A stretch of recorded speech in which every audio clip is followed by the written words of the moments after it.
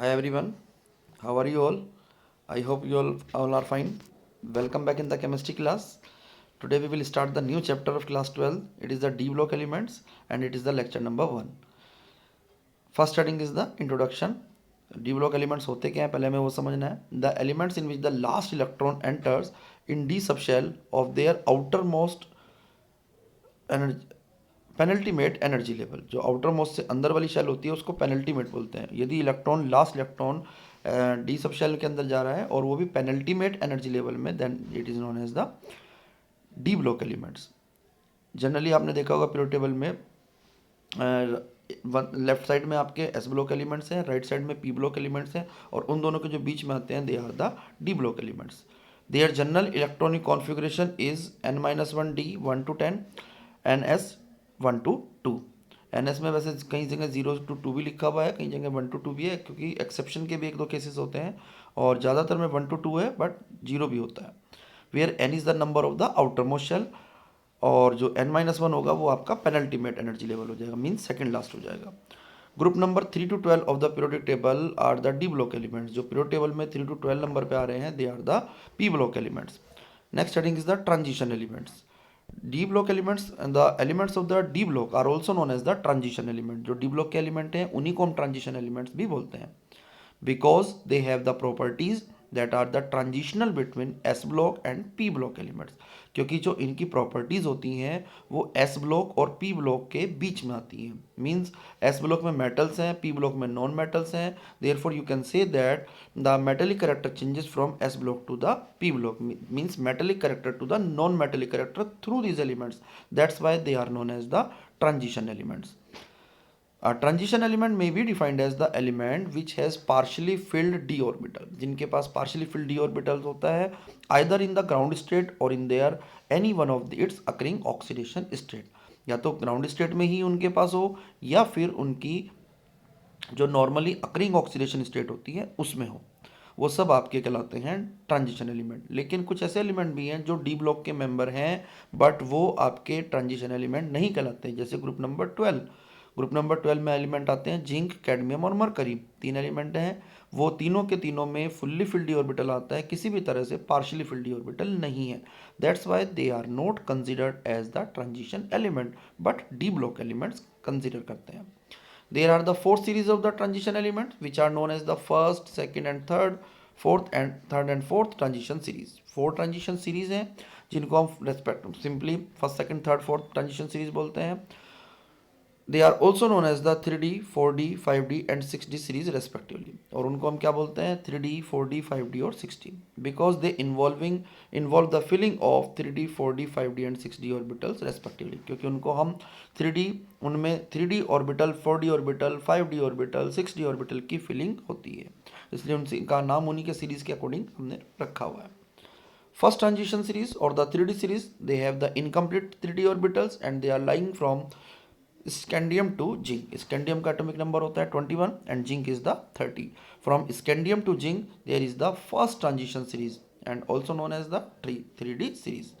Similarly second transition series or the 4D series, they have the incomplete 4D orbital and they are from yttrium to cadmium. एक element होता है Y39 से लेकर cadmium तक ये सारे एलिमेंट लाई करते हैं.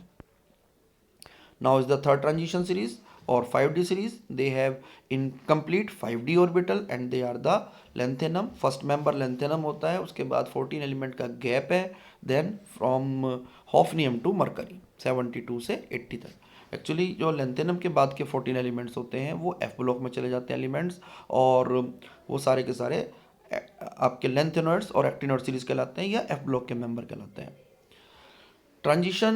Fourth transition series and the 6D series, they have involved incomplete the 6D orbital and they are actinium and 89 and from Rutherfordium to UUB.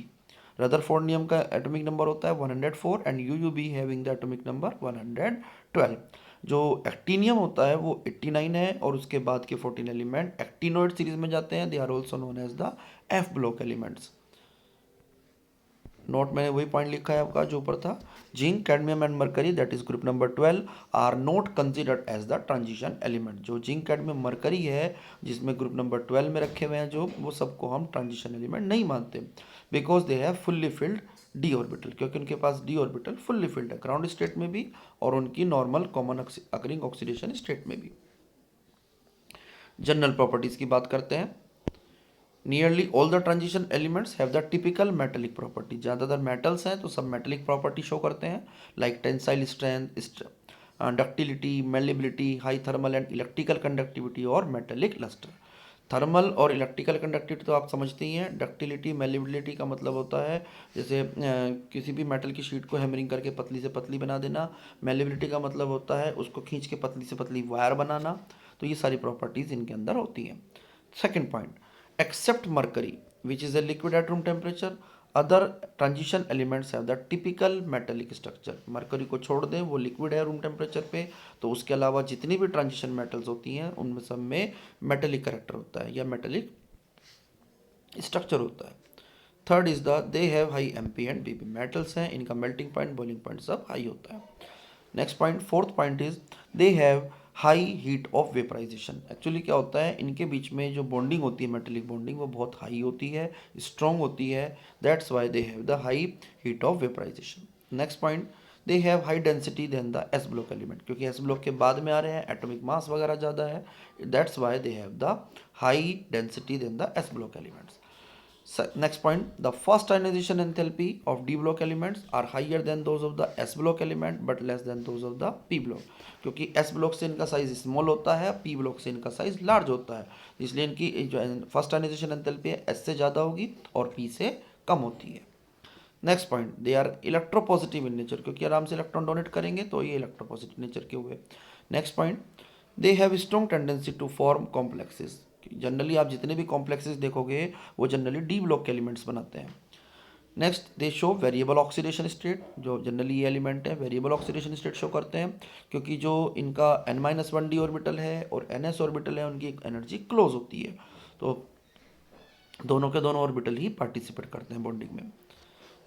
Tenth point is their compounds are generally paramagnetic in nature, और इनके जो compounds होते हैं वो कैसे होते हैं, paramagnetic.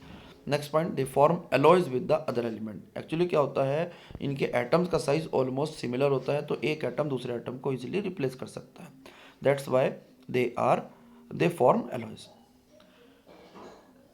अच्छा, पैरामैग्नेटिक की बात थी, पैरामैग्नेटिक इस वजह से होता है जनरली इनमें एटम्स जो होते हैं वो आपके अनपेड इलेक्ट्रॉन होते हैं उनके अंदर। Next point, they form interstitial compound. Interstitial उनको बोलते हैं जब मेटल एटम्स के बीच में स्पेस रह जाता है, उनको बोलते हैं इंटरस्टिशियल साइड, और इसमें जब कोई स्मॉल एटम ऑक्यूपाई हो जाता है like small hydrogen, boron, carbon, nitrogen, then the compound formed are known as interstitial compounds. Next is most of the transition metals and their compounds are act as good catalyst. जो ज़्यादातर elements होते हैं transition metals या उनके compound वो आपके good catalyst की तरह बिहेव करते हैं। General properties of transition element, अब अभी हमने कुछ प्रॉपर्टी डिस्कस की थी जनरल, अब उन्हीं प्रॉपर्टीज को कुछ फिजिकल प्रॉपर्टीज को भी हम थोड़ा डिटेल में एक्सप्लेन करेंगे। अब first is the atomic radii. The atomic radii of the transition elements are smaller than those of the S block element but larger than those of the P block element. Atomic radii of the element of a particular series, particular से हमारा मतलब है 3D या 4D या 5D या 6D, decreases with the increase in atomic number till middle तक वो जो एटॉमिक नंबर बढ़ता है तो साइज घटता है, देन बिकम्स कांस्टेंट, उसके बाद थोड़ा कांस्टेंट हो जाता है, and finally increases towards the end of the period. The decrease in atomic size या atomic radii in beginning is due to the increase in the effective nuclear charge. Left right आपको पता ही size हमेशा घटता है, तो यहाँ पर भी घटता है क्योंकि इफेक्टिव न्यूक्लियर चार्ज बढ़ता है with the increase in atomic number. However, with the increasing number of the electron in the n-d subshell, the skinning effect of these d electrons on outermost ns electron also increases, जिसकी वजह से थोड़ा size बढ़ने की बजाय constant सा हो जाता है, घट जाता है। The increase screening effect is counter balanced by the effect of the increase nuclear charge. दोनों चीज़ें हो रही हैं, न्यूक्लियर चार्ज भी बढ़ता है लेफ्ट टू राइट और स्क्रीनिंग इफेक्ट भी बढ़ना शुरू हो जाता है, लेकिन स्क्रीनिंग इफेक्ट को बैलेंस कर देता है कौन, इफेक्ट इंक्रीज न्यूक्लियर चार्ज। तो साइज बीच में जो एलिमेंट्स हैं उनका ऑलमोस्ट कांस्टेंट सही हो जाता है.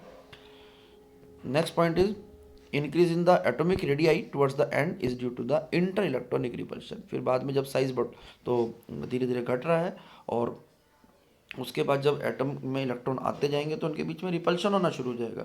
That's why atomic size almost increases towards the end. The atomic radii usually increases down the group. Top to bottom तो बढ़ता ही है जनरली, but the atomic radii of element of second and third transition series belonging to the particular group are almost equal. It is due to the lanthanoid contraction. एक आप lanthanoid contraction पढ़ोगे, lanthanoid में हम इसको नेक्स्ट लेक्चर में discuss करेंगे. जैसे जैसे लेंथेनम के बाद के एलिमेंट होते हैं उसमें एटॉमिक नंबर के साथ साथ साइज बढ़ने की बजाय घटता है. That is called lanthanoid contraction. Next is the ionic radii. The ionic radii of the transition element follow the same order as the atomic radii. पहले शुरुआत में बढ़ता है, फिर बीच में कांस्टेंट है, अब वो लास्ट में फिर इंक्रीज हो जाता है. In general ionic radii decreases with the increase in oxidation state.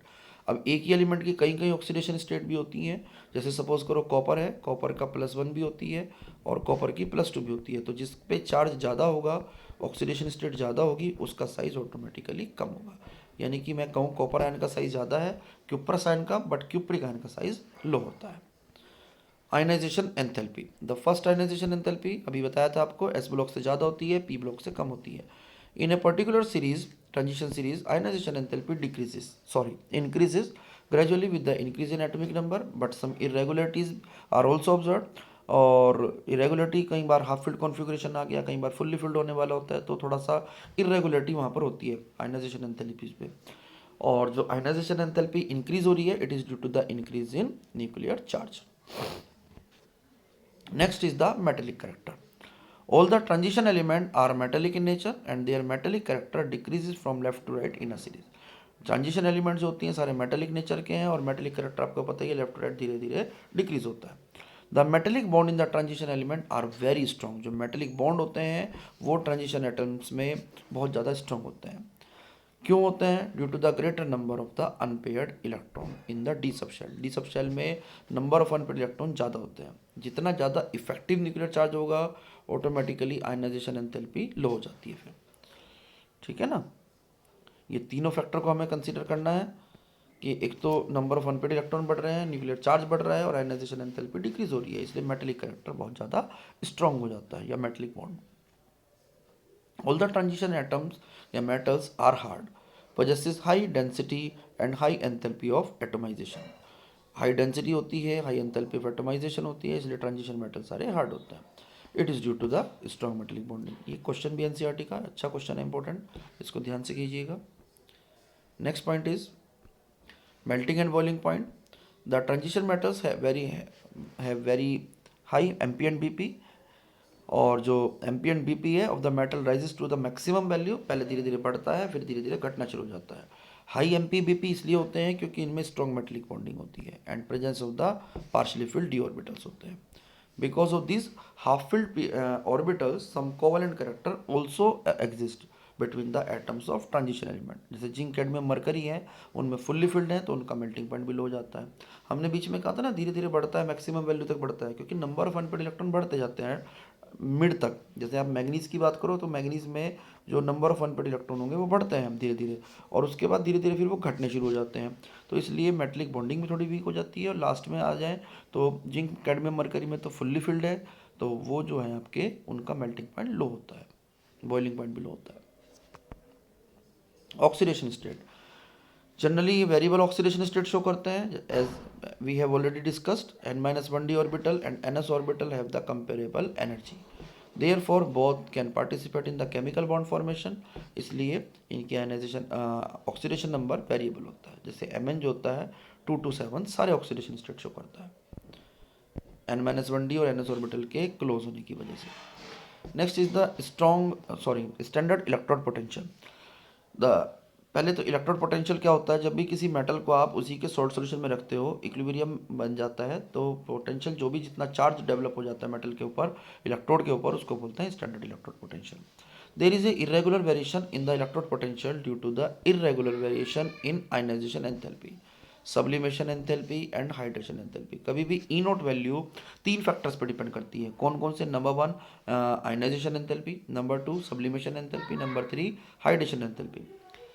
E naught value decreases from left to right across the series. E naught value जो होती है धीरे धीरे लेफ्ट टू राइट धीरे धीरे बढ़ती है। एम एन हो गया, निकिल हो गया, जिंक हो गया, इन सब की हाइयर वैल्यू होती है than the expected because of their half filled and fully filled d orbital in M N plus two and zinc ion. जैसे 3 एक्सेप्शन हमने कहा, एम एन में भी ई नोट वैल्यू काफ़ी डिक्रीज हो जाती है, जिंक में भी ई नॉट वैल्यू हमने कहा था डिक्रीज होती है, लेकिन इनमें कुछ एक्सेप्शन थे में जिंक में, क्योंकि इनमें हाफ फिल्ड और फुल्ली फिल्ड ऑर्बिटल है। और निकिल में इसलिए होती है क्योंकि उसकी highest negative value of hydration होती है। जितनी नेगेटिव एंथैल्पी ऑफ हाइड्रेशन बढ़ेगी उसके हिसाब से भी ई नॉट वैल्यू इंक्रीज हो जाती है। Next is the magnetic properties.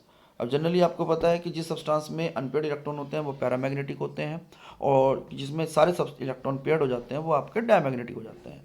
अब जैसे कुछ आपके आयंस हैं डी जीरो कॉन्फ़िगरेशन वाले, जैसे स्कैंडियम आयन, टाइटेनियम आयन या कॉपर आयन, जिंक आयन जिसमें फुल्ली फिल्ड हो गया, ये सब आपके डायमैग्नेटिक होंगे जनरली। बाकी सारे आपके पैरामैग्नेटिक होते हैं due to the presence of the unpaired electron in n-1d orbital.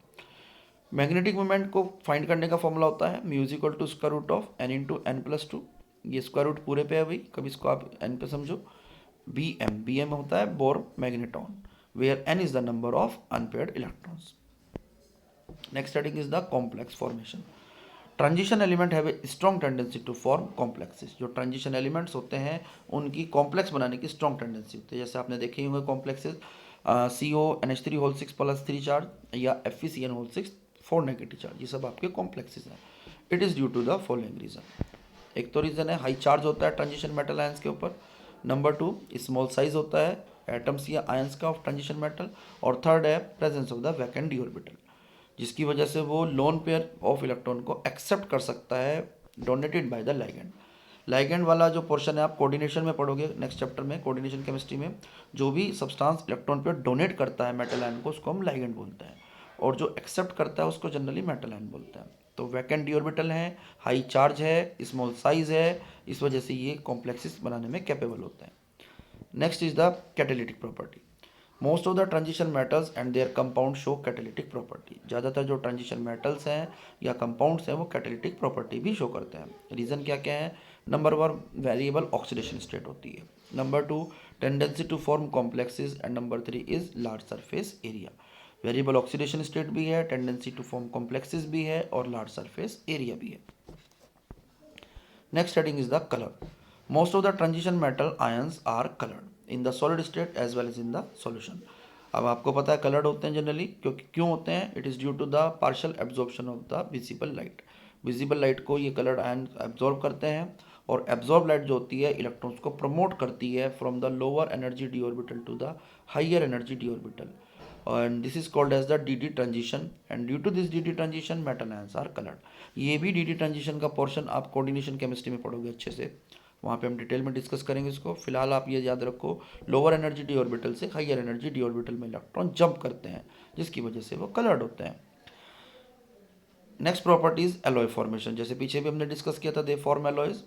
The transition metal ions have the smaller similar radii and other characteristics, therefore these metal can be mutually substitute their position in their crystal lattice। जो metal ions होते हैं इनकी similar radii होती है, therefore एक type का atom जा सकता है दूसरे टाइप का एटम आ सकता है, तो इसलिए वो एलॉयज फॉर्म कर लेते हैं। मिक्सिंग भी तो सिमिलर साइज वालों में ही होगी। जैसे ब्रोंज है आपका, ब्रोंज में कॉपर प्लस टिन होता है, दोनों का साइज ज़्यादा सिमिलर है। ब्रास जो है वो कॉपर और जिंक होता है, उसमें भी दोनों का साइज ऑलमोस्ट सिमिलर है। Such alloys are hard and have the high melting point. Alloy बनाए इसी वजह से है ताकि वो हार्ड हो जाए, मेल्टिंग पॉइंट प्रॉपर्टीज़ वगैरह चेंज हो जाए। Next is the interstitial compound. These are the compound in which the small atom like hydrogen, boron, carbon, nitrogen, etc. occupy the interstitial site in the crystal lattice. Or interstitial compound are well known for the transition element because of the small size atom can easily occupy the position in the voids। जो interstitial sites के बीच में space बचता है उसमें easily ये occupy हो जाता है, ठीक है। और जनरली ये नॉन स्टोकियोमेट्रिक में होते हैं क्योंकि रेशो कोई फिक्स नहीं रहता है, यहाँ पर फ्रैक्शंस में भी होता है। That's why they are also known as the non-stoichiometric compound। Characteristic, इनकी कुछ करेक्टरिस्टिक्स भी है। Number 1, they have low MP and have the higher value than those of the pure metals. They are the they have metallic conductivity, they are very hard, and last point is they are chemically inert। तो ये हमने D block की properties में discuss कर दी। I hope आपको सबको clear हुई होंगी। इन प्रॉपर्टीज़ को अच्छे से पढ़ो, एक बार दोबारा भी सुनना इस वीडियो को, ताकि आपको अच्छे से क्लियर हो जाए। वैसे लर्न करने वाली ही प्रॉपर्टीज़ हैं, और इसमें से वैसे हमारे चैप्टर में ना KMnO4 K2CR7 की प्रिपरेशन भी थी, वो पोर्शन डिलीट हो गया है। अब आपको सिर्फ डी ब्लॉक और एफ ब्लॉक की प्रॉपर्टीज़ करनी है। डी ब्लॉक की प्रॉपर्टी आज हमने फिनिश कर दी, एफ ब्लॉक की प्रॉपर्टीज़ हम नेक्स्ट लेक्चर में फिनिश करेंगे। Okay, bye bye. मेरी वीडियो को लाइक भी कर दिया करो भाई, शेयर करा करो अपने फ्रेंड्स को। See you in the next video, bye.